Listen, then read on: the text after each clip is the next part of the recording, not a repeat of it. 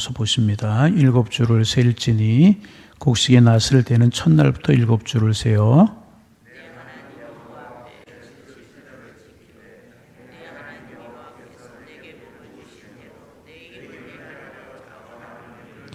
너와 네 자녀와 노비와 네 성 중에 있는 레위인과 및 너희 중에 있는 객과 고아와 가부가 함께 내 하나님 여호와께서 자기의 이름을 두시려고 택하신 곳에서 내 하나님 여호와 앞에서 즐거워할지니라.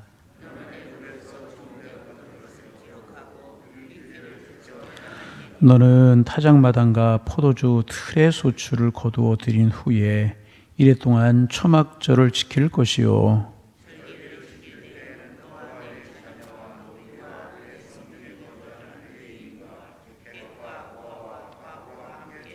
내 하나님 여호와께서 택하신 곳에서 너는 이래 동안 내 하나님 여호와 앞에서 절기를 지키고 내 하나님 여호와께서 내 모든 소출과 내 손으로 행한 모든 일의 복을 주실 것이니 너는 온전히 즐거워할지니라.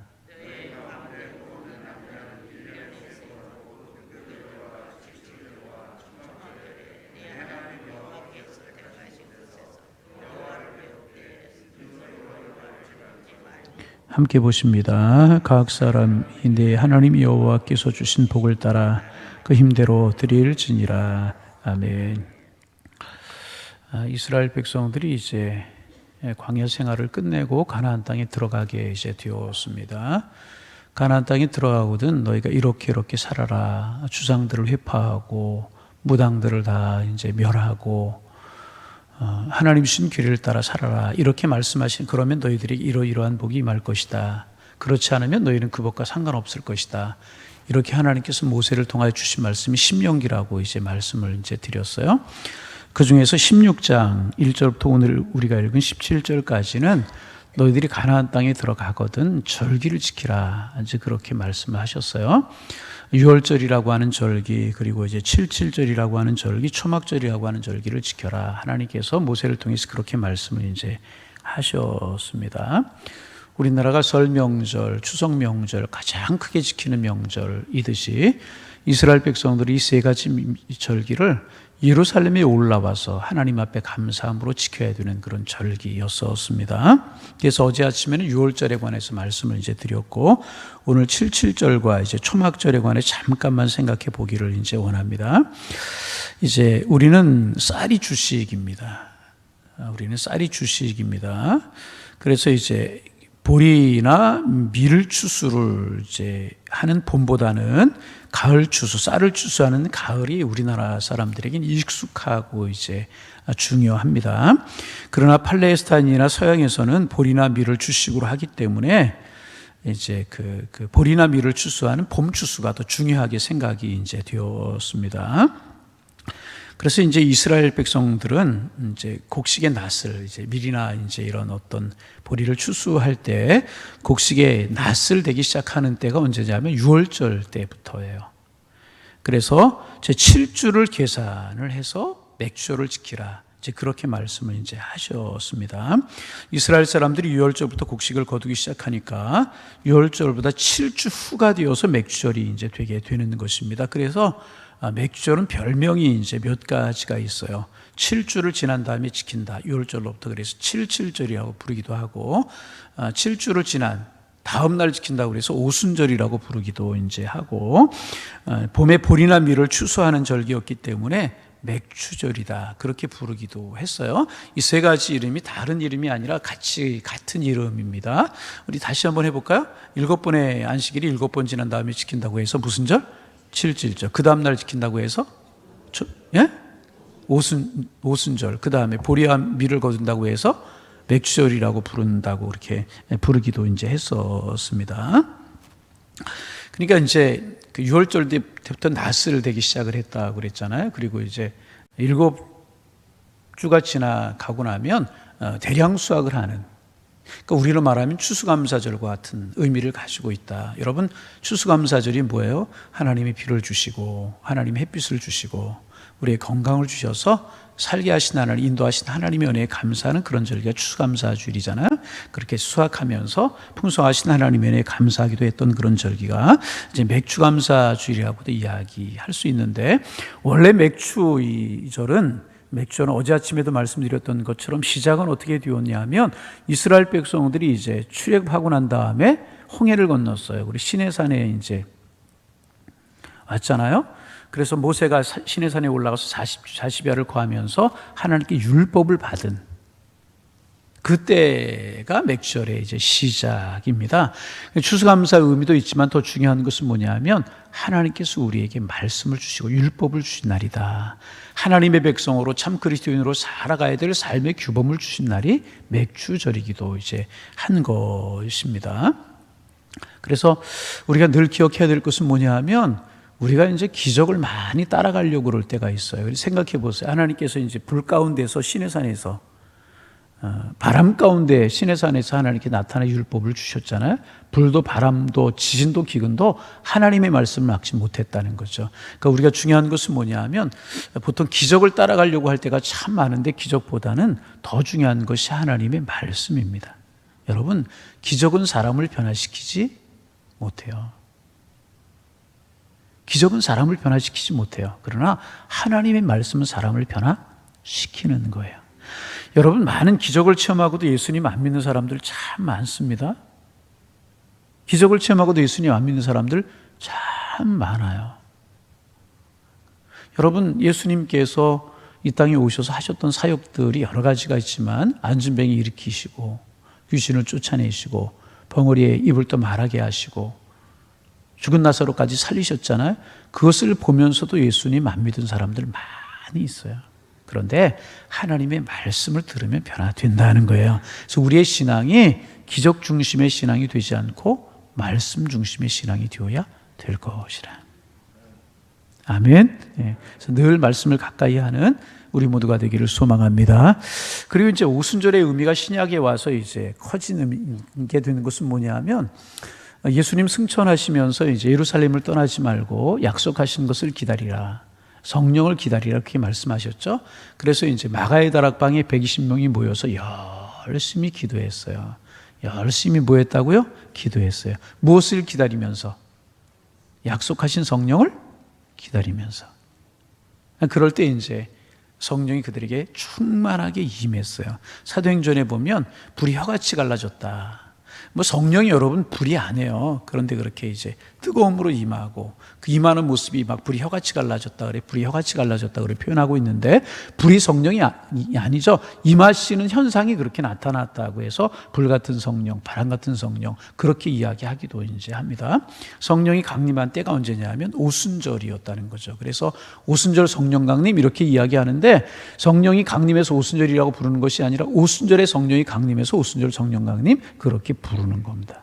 그런데 오순절에 성령이 강림하고 어떤 일이 벌어졌습니까? 거기에 모여 있었던 사람들이 완전히 새로운 존재로 변화가 되었어요. 어떻게요? 여러분, 늘 말씀드리지만 변화에는 두 가지 변화가 있어요. 첫째는 물리적 변화예요. 물리적 변화는 다시 한번 말씀을 드리면, 이제 강대상이 여기 있잖아요. 산에 나무였었어요. 나무를 찍어다가 강대상을 만들고 책상을 만들고 여러분 앉아 계시는 의자를 만들어요. 그래도 나무의 본질은 변하지 않아요. 이런 것을 뭐라고 부르냐면 물리적 변화라고 불러요. 뭐라고요? 물리적 변화예요. 두 번째는 화학적 변화가 있는데, 화학적 변화는 뭐냐면 본질이 변화하는 거예요. 여러분, 산소와 수소가 만나서 물이 되잖아요. 본질이 완전히 달라지는 거예요. 이런 것을 이제 화학적 변화라고 이야기를 하는데, 여러분 이제 사람도 변화가 되잖아요.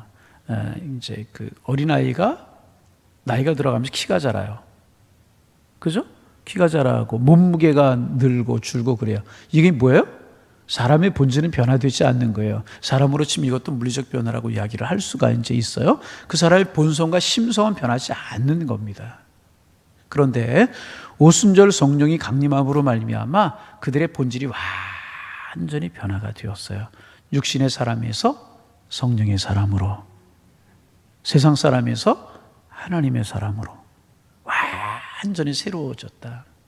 여러분, 우리가 예수 믿고 또 하나님의 사랑 사모하고 하나님의 은혜를 사모하고 기도해야 되겠다, 그런 마음이 있으셔서 오늘 이제 새벽에 이렇게 나오셨는데, 여러분 예수 믿고 여러분은 어떤 변화를 경험하셨습니까? 여러분, 우리의 변화가 물리적 변화에서 끝나면 안 돼요. 물리적 변화가 뭐겠어요? 세상 사람에서 그냥 교회로 출석하는 교인이 되었지만, 쉽게 말하면 썬데이 크리스찬이라고 이야기하잖아요. 되었지만 완전히 그 신분이 세상 사람에서 하나님의 사람으로 변화되는 체험이 없고, 내 마음속에 성령의 뜨거운 감격이 없고, 하나님의 의의를 추구하려고 하는 열망이 없어. 이것은 물리적 변화예요. 그런데 생각이 완전히 세상 것에서 하나님의 사람으로 변화되고, 말하는 거나 성품이 완전히 주님 닮아가는 모습으로 변화되어 가요. 이것은 화학적인 변화를 이룬 것이라고 이야기를 할 수가 있는 겁니다. 여러분, 어디까지입니까? 새벽에 그냥 몸만 나와 있나요? 우리의 마음이 주께로 향하나요? 이런 것도 우리가 적용을 할 수 있다는 거죠. 우리의 변화가 완전한 본질의 변화가 있기를 소망합니다. 세상 사람, 땅의 사람, 육신의 사람, 고집의 사람, 이기적인 사람에서 이타적인 사람, 하늘 사람, 영혼을 추구하는 이런 사람으로 우리는 완전히 변화되어야 될 것이라는 거예요. 그러니까 우리가 오순절을 생각하면 이런 것, 하나님 앞에 추수를 감사하는 그런 날이기도 하지만, 말씀을 주신 것 감사하고, 말씀의 사람 된 것 감사하고, 성령의 사람 된 것 감사하고, 이것이 오늘 추수감사의 의미라고, 아니 맥주절의 의미라고 이야기를 할 수가 이제 있습니다. 그래서 여러분, 무엇보다 날마다 말씀으로 우리의 본질이 신앙 안에서 날마다 영의 사람으로 세워지기를 소망합니다. 그럼 날마다 우리가 맥주절을 지키는 것이라고 이야기할 수 있어요. 그리고 이제 세 번째 절기가 초막절이라고 이야기를 할 수 있는데, 봄에는 그렇게 이제 밀과 보리를 추수를 하게 되는데, 가을철이 되면 포도주를 추수를 했다고 그래요.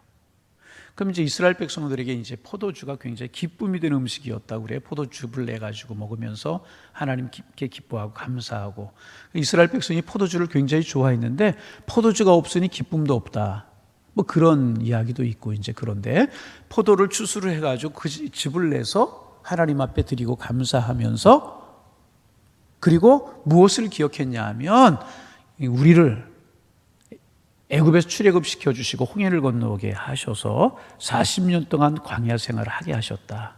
그러면서 하나님께서 만나와 메추라기로 먹여주셨다. 물이 없을 때 마라의 스물을 단물로 바꿔주시고, 반석에서 물이 터지게 하시고, 이럴 때 아멘하는 분들은 은혜가 되는 분들이에요. 물이 터지게 하시고, 낮에는 구름 기둥으로, 밤에는 불 기둥으로 한결같이 우리를 인도해 주셔서 그 척박하고 어려운 광야 생활을 이기고 가나안 땅에 들어오게 하셨다. 그리고 초막을 치고 광야에서 우리를 살 동안 우리를 보호하시고 인도하셨다.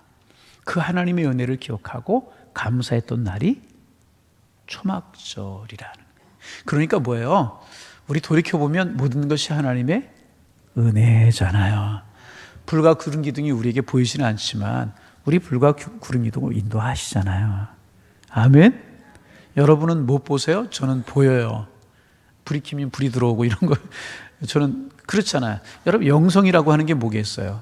늘 하나님의 인도하심이 느껴지고 주님의 사랑이 느껴지고, 신앙이 좋고 믿음이 좋다는 게 뭐겠어요? 열심히 봉사, 그런 거 중요하지만은 늘 하나님의 임재하심이 느껴지고, 주님이 나를 이끌어 가심이 느껴지고, 주님의 사랑과 은혜가 나와 함께 하심이 느껴지는 것이, 이게 신앙 믿음 좋은 것 아니겠어요?